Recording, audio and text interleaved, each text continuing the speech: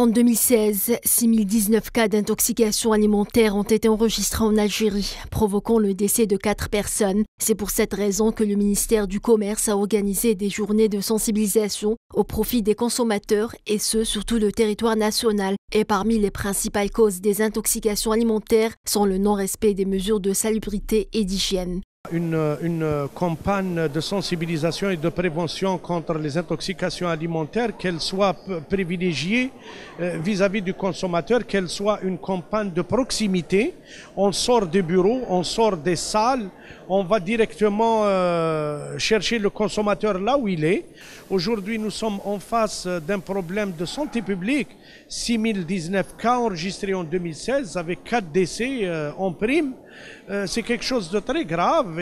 Il est question de sensibiliser les consommateurs sur le respect des conditions de conservation et la lutte contre l'exposition et la vente des denrées alimentaires sur la voie publique. C'est ce que nous explique Mustapha Zebdi.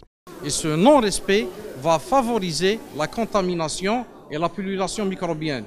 C'est pour cela qu'à chaque fois, on conseille le consommateur de ne pas s'approvisionner, surtout quand il s'agit de lait, de dérivés de lait, de produits très sensibles dans les marchés informels. Il faut toujours se diriger vers les marchés formels où il y a du contrôle, où il y a le respect de la chaîne de froid. Et comment éviter une intoxication alimentaire?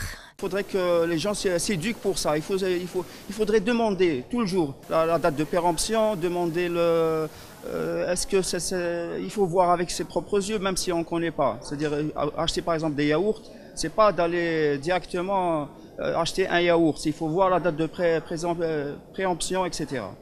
Voilà, c'est tout le conseil que je pourrais donner à tout le monde. Soyez vigilants.